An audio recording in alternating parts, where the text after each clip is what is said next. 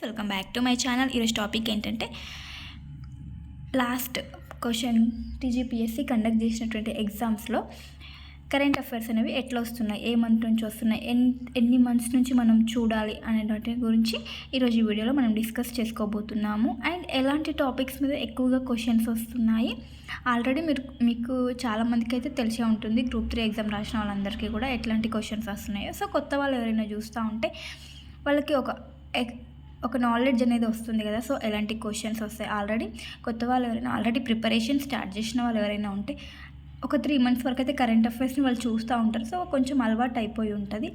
ఆ 3 months బట్టి మనకు తెలుస్తుంది అనమాట ఎలాంటి క్వశ్చన్స్ అనేవి రావడం జరుగుతుంది అనేది. సో ఇంకా లేట్ చేయకుండా వీడియోలోకి వెళ్తే కనుక క్వశ్చన్స్ అనేవి చూద్దాం మనము ఎలాంటి క్వశ్చన్స్ అనేవి వచ్చినాయి. సో ఇక్కడ ఫస్ట్ క్వశ్చన్ చూస్తే కనుక చిత్తడి నేల వైరస్గా పిలువబడే ఒక కొత్త టిక్ బోన్ వైరస్ను ఇక్కడ కనుగొన్నారని క్వశ్చన్ ఇవ్వడం జరిగింది. సో ఇక్కడ హైలైట్ చూస్తే కనుక చిత్తడి నేల వైరస్ అండ్ అది ఏ దేశంలో కనుగొనడం జరిగింది ఫస్ట్ టైం. సో మనం కరెంట్ అఫైర్స్ చూస్తే కనుక మనం చాలా టాపిక్స్లో వైరస్లు అనేది రావడం జరిగింది అండ్ ఈ దేశంలో కనుగొనడం జరిగింది. వైరస్లు అనేవి చాలా ఇంపార్టెంట్ అని తెలుస్తుంది. ఇక్కడ చూస్తే చిత్తడి నేల వైరస్ ఏ దేశానికి చెందింది, ఎక్కడ కనుగొన్నారని. అండ్ అదేవిధంగా సెకండ్ క్వశ్చన్ చూస్తే కనుక భారతదేశంచే ప్రారంభించబడిన జాతీయ బ్లాక్ చైన్ ఫ్రేమ్వర్క్ను ఇలా పిలుస్తారు. సో భారతదేశం తీసుకొచ్చినట్టు కొన్ని ఇనిషియేటివ్స్ని కూడా జాతీయ బ్లాక్ చైన్ ఫ్రేమ్వర్క్. సో చూడండి నేషనల్ వైజ్గా and international current affairs, national current affairs. Next వచ్చేసి భారతీయ అంతర్జాతీయ సముద్ర వివాద పరిష్కార కేంద్రం ఇక్కడ ప్రారంభించబడింది. సముద్ర వివాద పరిష్కార కేంద్రం. నెక్స్ట్ చూస్తే కనుక ఆర్థిక సంఘానికి సంబంధించి క్వశ్చన్. మనకి ఎట్లాగో ఇవి ఆర్థిక సంఘాలు కానీ అవన్నీ కరెంట్ అఫైర్స్లో భాగంగా వస్తూనే ఉంటాయి. సో అందులో కరెంట్ అఫైర్స్ని బేస్ చేసుకొని అండ్ బేసిక్స్ కూడా అడగడం జరిగిందన్నమాట. ఇక్కడ చూస్తే కనుక 16వ ఆర్థిక సంఘానికి సంబంధించి కింది వాక్యాలలో ఏవి ఒప్పు. ఈ సంఘాన్ని చైర్మన్గా అతను ఎప్పుడు ఏర్పాటు చేయడం జరిగింది అండ్ ఇంకా అతని పేరే కాక ఇంకొకతను అజయ్ నారాయణ జూను కార్యదర్శిగా, ఆర్థిక సంఘానికి కార్యదర్శిగా కూడా ఇక్కడ క్వశ్చన్ అనేది అడగడం జరిగింది. చైర్మన్ అండ్ కార్యదర్శి గురించి కూడా అడగడం జరిగింది. నెక్స్ట్ వచ్చేసి ఆర్థిక సంఘపు సిఫారసులు, పదవీ కాలం కాదు ఇక్కడ, ఆర్థిక సంఘపు సిఫారసులు ఎప్పటి నుంచి ఎప్పటి వరకు వర్తిస్తాయని కూడా ఇవ్వడం జరిగింది అనమాట. సో ఇక్కడ ఆర్థిక సంఘం సిఫారసులు కూడా చాలా ఇంపార్టెంటే. నెక్స్ట్ ఆర్థిక సంఘం యొక్క కార్యదర్శి గురించి ఇక్కడ అంత డెప్త్గా అనేది క్వశ్చన్ అనేది అడగడం జరిగింది. మనం జస్ట్ చైర్మన్ అనేది చూసుకుంటే సరిపోదన్నమాట. దానికి వచ్చిన ఫుల్ డీటెయిల్స్ అనేవి మనం చూడాల్సిన అవసరం అయితే ఉంది. సో ఇంత డెప్త్గా అయితే క్వశ్చన్స్ అనేది రావడం జరుగుతుంది. నెక్స్ట్ భారత ప్రభుత్వానికి సంబంధించిన ఒక పోర్టల్ ఐడియాస్ ఫర్ లైఫ్ అనే ఒక పోర్టల్ను ప్రారంభించింది. సో అది దేనికి సంబంధించింది. సో మనం పోర్టల్స్ చూడాలి, భారతదేశం ప్రారంభించినటువంటి పోర్టల్స్ అండ్ అవి దాని యొక్క ముఖ్య ఉద్దేశం ఏంటనేది కూడా చాలా ఇంపార్టెంట్. నెక్స్ట్ ప్రపంచ వాణిజ్య సంస్థ యొక్క 13వ మంత్రుల స్థాయి సమావేశం ఎక్కడ జరిగింది. సో ఈ క్వశ్చన్ అయితే గ్రూప్ 3లో వచ్చింది సేమ్ క్వశ్చన్. నెక్స్ట్ గ్రూప్ 2 ఎగ్జామ్లో కూడా సేమ్ క్వశ్చన్ వచ్చిందనమాట. అబుదాబిలో జరిగింది. ప్రపంచ వాణిజ్య స్థాయి 13వ మంత్రుల స్థాయి సమావేశం, వరల్డ్ ట్రేడ్ ఆర్గనైజేషన్ యొక్క సమావేశం 2024. అది ఎన్నోవదని కూడా ఇక్కడ ఇచ్చారు, 13వ మంత్రుల స్థాయి సమావేశం. సో ఎక్కడ జరిగింది, డైరెక్ట్ క్వశ్చన్ అనేది పడింది చూడండి. నెక్స్ట్ వచ్చేసి మేజర్ ధ్యాన్ చంద్ ఖేల్రత్న అవార్డ్స్ గురించి కూడా క్వశ్చన్ వచ్చిందనమాట. మేజర్ ధ్యాన్ చంద్, సో మనకి ఇప్పుడు కూడా రీసెంట్గా మేజర్ ధ్యాన్ చంద్ ఖేల్రత్న అవార్డ్స్ అనేది ఇవ్వడం జరిగింది. సో చాలా ఇంపార్టెంట్. నెక్స్ట్ ఆస్కార్స్ కూడా చాలా ఇంపార్టెంట్. ఇక్కడ ఏంటంటే ఆస్కార్ అవార్డు 2024కు నామినేట్ చేయబడిన డాక్యుమెంటరీ చలనచిత్రం, నామినేట్ చేయబడిన మూవీ గురించి కూడా ఇక్కడ అడగడం జరిగింది. విన్ అయిన మూవీ కాకుండా నామినేట్ చేయబడిన డాక్యుమెంటరీ చిత్రం. సో ఇక్కడ మేజర్ ధ్యాన్ చంద్ ఖేల్రత్న వచ్చేసి highlighted topic. So famous topics అయితే అన్నీ కవర్ చేస్తారనమాట. ఆస్కార్స్ చూసుకోవాలి. నెక్స్ట్ వచ్చేసి తెలంగాణకు సంబంధించినది ఒకటి, గ్లోబల్ కృత్రిమ మీద AI శిఖరాగ్ర సమావేశం యొక్క ప్రణాళికాబద్ధమైన ఫలితం కానిది ఏది అంటే దాని యొక్క థీమ్ ఏంటి కానీ దేని కొరకు అలాంటి క్వశ్చన్స్ కూడా ఇక్కడ ఇవ్వడం జరుగుతుంది. అది ఎక్కడ చేశారు, ఇక్కడ ఏ రాష్ట్రం అట్లాంటివి కాకుండా దాని యొక్క ముఖ్య ఉద్దేశం ఏంటనేది కూడా ఇక్కడ క్వశ్చన్స్లో కవర్ చేస్తున్నారన్నమాట, చూడాలి. నెక్స్ట్ వచ్చేసి ఈ క్రింది వాటిలో ఏ దేశంతో వ్యూహాత్మక భాగస్వామ్యాన్ని బలోపేతం చేయడానికి భారత ప్రభుత్వం కొత్త సాంకేతిక భద్రతా చొరవ టీఎస్ఐను ప్రారంభించింది. సో ఇక్కడ చాలా ఇంపార్టెంట్. భారత్ వచ్చేసి వివిధ దేశాలతో చేస్తున్న ఒప్పందాలు అండ్ ఏ ఏ రంగాల్లో ఒప్పందాలు జరుగుతున్నాయో కూడా చాలా ఇంపార్టెంట్. నెక్స్ట్, తెలంగాణలో స్కిల్ యూనివర్సిటీకి సంబంధించి కింద వాటిని పరిగణించండి. యూనివర్సిటీకి చైర్మన్గా ఎవరిని నియమించారు అండ్ చైర్మన్గా ఎవరిని నియమించారు. సో యూనివర్సిటీలు ఇప్పుడు రీసెంట్గా న్యూస్లో ఉంటే కవర్ చేయాలన్నమాట యూనివర్సిటీస్. నెక్స్ట్ ఇక్కడ పోటీలు అన్నమాట. గేమ్స్కి సంబంధించిన క్వశ్చన్స్ కూడా కవర్ చేశారు. గోవాలో జరిగిన ఇండియా ఓపెన్ షూటింగ్ పోటీలకు సంబంధించి సరైనవి ఏంటి? ఎవరు? మణిదీప్ జట్టా బంగారు పథకాలను గెలిచాడు. బంగారు పథకాలను ఎవరు గెలిచారు? సిల్వర్. అండ్ అందులో ఎవరెవరు ఏ ఏ విభాగంలో గెలిచారనేది పర్టికులర్గా ఇక్కడ ఇవ్వడం జరిగింది అనమాట. సో మనం ఎక్కడ జరిగినాయని ఫోకస్ చేస్తే ఖచ్చితంగా మార్క్స్ అయితే రావన్నమాట. ఎవరు ఏ ఏ పథకాలను గెలిచారని కూడా చాలా ఇంపార్టెంట్. నెక్స్ట్ క్వశ్చన్ చూస్తే తెలంగాణకు సంబంధించి బ్లైండ్ ఐకి సంబంధించింది ఏంటి? క్రింది వాక్యాల్లో బ్లైండ్ ఐకి సంబంధించింది ఏవి ఒప్పు? ఎవరు కనుగొన్నారు? దీన్ని ఒక అసాధారణ నవీన కల్పనగా గుర్తించిన సంస్థ ఏంటి? దీని ఆవిష్కర్త, ఏలియన్ ఆవిష్కరణ వ్యవస్థాపకుడు, ఫౌండర్ ఎవరు అనేది కూడా క్వశ్చన్స్ అనేది అడగడం జరిగింది. సో తెలంగాణలో వస్తున్నటువంటి టెక్నాలజీకి సంబంధించి ఇన్నోవేషన్స్ అవి కూడా మనం చూసుకోవాలి. నెక్స్ట్, ఎలక్షన్స్, రీసెంట్గా జరిగిన ఎలక్షన్స్ గురించి కూడా ఏ రోజును ఇక్కడ చూస్తే భారత ఎన్నికల సంఘం ఎన్నికల షెడ్యూల్ని ప్రకటించింది. ఎప్పుడు ప్రకటించింది ఎన్నికల షెడ్యూల్ని కూడా ఇక్కడ క్వశ్చన్లు అడగడం జరిగింది. మొదటి విడత ఎన్నికలు ఎప్పుడు జరిగినాయి? నెక్స్ట్ తెలంగాణలో ఓటింగ్ ఎప్పుడు జరిగింది? సో ఇలాంటి క్వశ్చన్స్ అన్నీ ఒక్కటే క్వశ్చన్లు అడగడం జరుగుతుంది లోక్సభ సార్వత్రిక ఎన్నికలకు సంబంధించి క్వశ్చన్స్. సో మనకు మొత్తం తెలియదు. ఎన్నికల షెడ్యూల్ని కూడా ఇక్కడ అడగడం జరిగింది, చూడండి.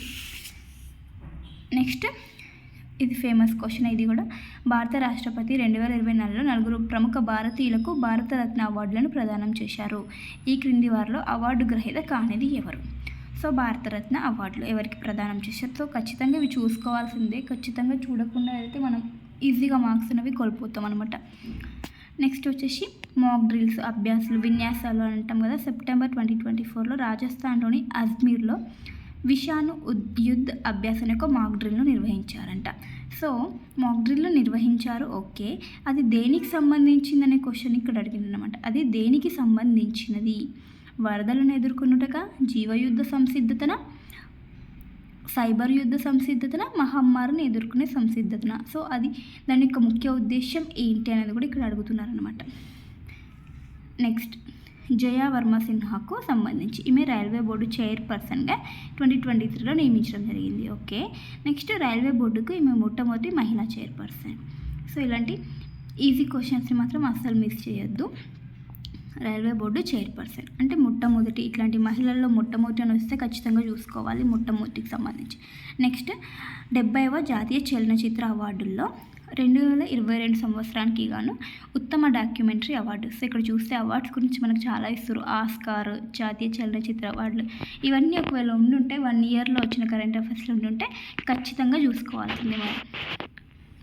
నెక్స్ట్, సెప్టెంబర్ 2024లో భారత ప్రధానమంత్రి సింగపూర్ పర్యటనలో భాగంగా ఇరు దేశాల మధ్య క్రింది రంగాల్లో అవగాహన ఒప్పందాలు కుదిరాయి. సో మనకి ఇక్కడ ప్రధాని నరేంద్ర మోడీ గారు వివిధ దేశాల పర్యటనలకు వెళ్తాడు. ఆ పర్యటనలో భాగంగా కొన్ని ఒప్పందాలు జరుగుతాయి. సో అవి ఖచ్చితంగా ఫోకస్ చేయాలి. మరియు అదేవిధంగా ఆ దేశాలు ఏవైనా మన ప్రధాని గారికి ఏమైనా గౌరవ పురస్కారాన్ని ఇచ్చాయనేది కూడా చాలా ఫోకస్ చేయాలి. అది కూడా క్వశ్చన్ అనేది అడిగింటారనమాట. సో ఇక్కడ చూడండి, కింది రంగాల్లో అవగాహన ఒప్పందాలు, ఏ ఏ రంగాల్లో ఈ పర్యటనలో భాగంగా ఒప్పందాలు కుదిరాయని కూడా అడగడం జరిగింది అనమాట. బయోటెక్నాలజీ, డిజిటల్ టెక్నాలజీ, ఆరోగ్యం మరియు వైద్యం, సెమీకండక్టర్. సో మనం రంగాలు కూడా చాలా ఇంపార్టెంట్. ఏ రంగాల్లో ఒప్పందాలు అనేవి కుదిరాయి ఇరు దేశాల మధ్య. నెక్స్ట్ ఇంకొకటి, India Middle East Europe economic కారిడార్కి సంబంధించి కింది వాక్యాలను గ్రహించము. ఇది భారతదేశాన్ని గల్ఫ్ ప్రాంతానికి కలిపే తూర్పు కారిడార్ మరియు గల్ఫ్ ప్రాంతాన్ని యూరప్కు అనుసంధానం చేసే ఉత్తర కారిడార్ను కలిగి ఉన్నది. ఇది విమాన మార్గాలతో పాటు రోడ్డు మార్గాలను మాత్రమే కలిగి ఉంది. సో ఇంటర్నేషనల్ కరెంట్ అఫైర్స్ని కూడా ఎంత డెప్త్గా ఇస్తుందో చూడండి. నెక్స్ట్ కృత్రిమ మీద ఆర్టిఫిషియల్ ఇంటెలిజెన్స్ పద్ధతుల ప్రచారంపై 2024 మార్చిలో ఐక్యరాజ్య సమితి సర్వప్రతినిధి సభలో ఆమోదింపబడిన తీర్మానంలో కింది లక్షణాలు ఏవి ఉన్నాయి. సో ఇక్కడ ఐక్యరాజ్య సమితి యొక్క తీర్మానాలు ఏమైనా తీర్మానాలను ప్రతిపాదిస్తుందో చాలా ఇంపార్టెంట్. ఐక్యరాజ్య సమితి అయితే ఖచ్చితంగా చూసుకోవాలి. రీసెంట్గా న్యూస్లో ఎప్పుడు చూసినా ఐక్యరాజ్య సమితి యొక్క అనుబంధ సంస్థలు ఏదో ఒక సంస్థ న్యూస్లో ఉంటానే ఉంటుంది. సో మనం ఐక్యరాజ్య సమితి వచ్చిందంటే ఖచ్చితంగా మనం ఫోకస్ చేయాలి. దాని బేసిక్స్ కూడా చాలానే అడుగుతారు, ఐక్యరాజ్య సమితి యొక్క basics. Next international current affair. ఇంకొకటి కింది ఏ దేశం బరాక అణు ఇంధన సంస్థగా పిలువబడే తన మొట్టమొదటి అణు విద్యుత్ కర్మాగారాన్ని పూర్తి చేసింది. చూడండి, మొట్టమొదటి అన్నప్పుడు ఖచ్చితంగా ఫోకస్ చేయండి. నెక్స్ట్ వచ్చేసి వరల్డ్ హెల్త్ ఆర్గనైజేషన్కి సంబంధించి మొట్టమొదటిసారిగా సెప్టెంబర్లో 2024లో ఒక ఎంపాక్స్ టీకాను ఆమోదించింది. ఈ క్రింది వాటిని దీన్ని ఎవరు అభివృద్ధి చేసింది, ఏ సంస్థ అభివృద్ధి చేసింది? ఇక్కడ మనం ఫోకస్ చేయాల్సింది ఏంటంటే టీకాల పేర్లు, అవి ఏ వ్యాధి కోసము, అండ్ ఆ టీకాను అభివృద్ధి చేసిన సంస్థలు ఏంటి, అవి కూడా చాలా ఇంపార్టెంట్. ఇక్కడ సంస్థలే అడిగిండ్రు ఏ సంస్థ అభివృద్ధి చేసిందని. ఇవి వచ్చేసి సెప్టెంబర్, మనకు ఎగ్జామ్ నవంబర్లో జరిగితే సెప్టెంబర్లో ఎక్కువ క్వశ్చన్స్ అయితే రిపీట్ చేయడం జరిగింది అనమాట. నెక్స్ట్ వచ్చేసి ఈ క్రింది వాటిలో దేని రాజధాని నగరాన్ని శ్రీ విజయపురంగా పునర్నామకరణం చేశారు? అండమాన్ మరియు నికోబార్ ద్వీపుల యొక్క రాజధాని నగరాన్ని శ్రీ విజయపురంగా మార్చడం జరిగింది, పోర్ట్ బ్లెయిర్ని. సో ఇక్కడ చాలా ఇంపార్టెంట్ నేమ్స్ మార్చినాయి కూడా. సో రీసెంట్గా మనం చూస్తే కనుక బ్రిటిష్ పరిపాలనా కాలంలో ఉన్నటువంటి కొన్ని నేమ్స్ని మన భారతీయ సంస్కృతి ఉట్టిపడేలాంటి కొన్ని నేమ్స్ అనేది చేంజ్ చేయడం జరుగుతుంది. బ్రిటిష్ పాలనలో ఉన్నటువంటి పేర్లని చేంజ్ చేస్తున్నారు మన గవర్నమెంట్. సో ఫోకస్ చేయండి. నెక్స్ట్ వచ్చేసి 2023లో నోబెల్ శాంతి బహుమతి లభించింది. ఎవరికి? నర్గిస్ మొహమ్మద్కి నోబెల్ శాంతి. సో ఇక్కడ చూడండి, నోబెల్ బహుమతి కూడా చాలా ఇంపార్టెంట్. ఆమె ఎవరు? బహుమతే కాకుండా ఆమె ఎవరు అనే క్వశ్చన్ కూడా ఉంటుందన్నమాట. సో ఆమె గురించి కొంచెం బేసిక్స్ అయితే మనం తెలుసుకోవాలి. నెక్స్ట్ వచ్చేసి ప్యారిస్ ఒలింపిక్స్ అయితే మోస్ట్ ఇంపార్టెంట్ క్వశ్చన్స్ అన్నమాట. సో ఇక్కడ వచ్చేసి దేశం ఇచ్చిండు, ఆ దేశం టాప్ 5లో ఉన్న దేశాలు ఈ ప్యారిస్ ఒలింపిక్స్లో పథకాల సంఖ్య ప్రకారం క్రింది ర్యాంకులతో జతపరచండి. ఏ దేశం ఫస్ట్ ప్లేస్లో ఏది ఉంది, సెకండ్ ప్లేస్, టాప్ 5లో ఏ దేశాలు ఉన్నట్టు క్వశ్చన్ అనేది ఇవ్వడం జరిగిందంటే మన భారత్ చూస్తే సరిపోదు, టాప్ 5లో ఏవి ఉన్నాయి, మన భారత్కి ఎన్ని పథకాలు వచ్చినాయి అనేది కూడా చాలా ఇంపార్టెంట్. నెక్స్ట్ ఇక్కడ ఐక్యరాజ్య సమితికి సంబంధించి బేసిక్ క్వశ్చన్ అనమాట. అంటే మనం ఇది బేసిక్స్ ఫౌండేషన్ చదివితేనే మాత్రమే ఇది వస్తుంది అనమాట. ఐక్యరాజ్య సమితి ప్రధాన విభాగాల్లో భాగం కానిది ఏది? ఇది కరెంట్ అఫైర్స్లో ఉండదు, ఎందుకంటే ఇది బేసిక్స్. సమితి ప్రధాన విభాగాల్లో భాగం కానిది ఏంటంటే international bank for reconstruction and development, economic and social council, trusteeship council, international court of justice. ఇందులో భాగం కానిది ఏంటి? ఐక్యరాజ్య సమితి యొక్క ప్రధాన విభాగాలు. నెక్స్ట్ ఇక్కడ చూస్తే కనుక బహుళ రంగ సాంకేతిక మరియు ఆర్థిక సహకారం కొరకు బంగాళాఖాతం చొరవకు సంబంధించి కింది వాక్యాలను పరిగణించుము. 5వ బిమ్స్టెక్ శిఖరాగ్ర సమావేశం 2020 సంవత్సరంలో వర్చువల్గా నిర్వహించబడింది. 5వ శిఖరాగ్ర సమావేశంలో బిమ్స్టెక్ చార్టర్ను ఆమోదించారు. సో ఇక్కడ మన క్వశ్చన్ వచ్చేసి బిమ్స్టెక్ శిఖరాగ్ర సమావేశం గురించి అడగడం జరిగిందన్నమాట. సో 5వ శిఖరాగ్ర సమావేశం రీసెంట్గా మనకు 6వ శిఖరాగ్ర సమావేశం థాయిలాండ్లో జరిగింది కదా. సో ఇప్పుడు వచ్చేసి ఇది 5వ శిఖరాగ్ర సమావేశం గురించి చెప్పడం జరిగిందనమాట. సో ఇక్కడ ఏంటంటే ఈ శిఖరాగ్ర సమావేశంలో ఏమేమి ప్రతిపాదనలు తీసుకున్నారు, ఏ దేశం ఏ ఇనిషియేటివ్స్ని తీసుకురావడం జరిగింది, దేని గురించి ఆమోదించారు, అవి కూడా చాలా ఇంపార్టెంట్. ఇక్కడ చూస్తే కనుక బిమ్స్టెక్ చార్టర్ను ఆమోదించారని క్వశ్చన్ ఇవ్వడం జరిగింది. సో ఎక్కడ జరిగింది, ఏ దేశాలు పాల్గొన్నాయే కాకుండా అందులో ఏ ప్రతిపాదనలు ఆమోదించారు కూడా చాలా ఇంపార్టెంట్. సో క్వశ్చన్ చూస్తే మనకు తెలుస్తుంది. నెక్స్ట్ ఇంకొకటి ప్రధానమంత్రి గారి పర్యటన. ఆగస్ట్ 2024లో భారత ప్రధానమంత్రి రష్యాలో ఒక అధికారిక పర్యటన చేశారు. సో ఆ అధికారిక పర్యటనలో ఏ పురస్కారం లభించింది? Order of Saint Andrew the అపోస్టల్తో సత్కరించారు. సో ప్రధానమంత్రి పర్యటనలో ఇంపార్టెంట్, ఆ పర్యటనలో వచ్చిన పురస్కారాలు కూడా చాలా ఇంపార్టెంట్. సో చూడండి, పర్యటనలు వస్తున్నాయి, ఏ రంగాల్లో ఒప్పందాలు జరిగినాయి వస్తున్నాయి, అండ్ ఏ పురస్కారాలు వచ్చినాయి అని కూడా ఇక్కడ ఇవ్వడం జరిగిందనమాట. సో ఇక్కడ నెక్స్ట్ క్వశ్చన్ G7కు సంబంధించి కూడా ఇవ్వడం జరిగింది. ఈ సంపన్న పాశ్చాత్య దేశాల లాంఛన సమూహం, దీనికి శాశ్వత సచివాలయం కానీ చట్టబద్ధ హోదా కానీ లేదన్నట్టు క్వశ్చన్. G7కి సంబంధించిన బేసిక్స్ క్వశ్చన్స్ ఇవి. నెక్స్ట్ వచ్చేసి అజయ్ బంగాకు సంబంధించి కొన్ని సెంటెన్స్ అయితే ఇవ్వడం జరిగింది. ఇతను 3 సంవత్సరాల కాలానికి గాను 2022లో ప్రపంచ బ్యాంకుకు ప్రపంచ బ్యాంకు గ్రూప్కు 10వ అధ్యక్షుడిగా నియమితులయ్యారు. సో ఇక్కడ ఒకటే సెంటెన్స్లో ఎన్ని లిటికేషన్స్ పెట్టింది చూడండి. 3 సంవత్సరాల కాలానికి గాను అంట, మళ్ళీ 2022లో అంట. ఇయర్ కూడా మనం గుర్తుంచుకోవాలి, ఏ ఇయర్లో ఇతను అధ్యక్షుడిగా ఎన్నికయ్యాడని, నెక్స్ట్ ఎన్నవ అధ్యక్షుడు, అండ్ ఆ పదవిలో ఎన్ని సంవత్సరాలు ఉంటాడు. మళ్ళీ ఇంకొకటి ఏంటంటే అతనికి పద్మవిభూషణ్ అవార్డుతో సత్కరించారని కూడా. సో ఇన్ని క్వశ్చన్స్కి మనకు ఆన్సర్ తెలిస్తే ఈ ఒక్క మార్క్ అనేది వస్తుంది. కాబట్టి ఎవరైనా పర్సన్ టాపిక్లోకి వచ్చినప్పుడు, అంటే కరెంట్ అఫైర్స్లో ఒక పర్సన్ వచ్చిందంటే అతని గురించి కొన్ని బేసిక్స్ ఒక 4-5 సెంటెన్సెస్ వరకు మనం తెలుసుకున్నామంటే ఈ ఆప్షన్స్లో మనం ఎలిమినేట్ చేస్తామన్నమాట.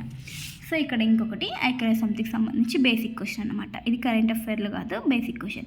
ఇక్కడ ఏంటంటే ఐక్యరాజ్య సమితి మాజీ సెక్రటరీ జనరల్లను వారి పదవీ కాలాన్ని బట్టి కాల క్రమానుసారంలో అమర్చండి.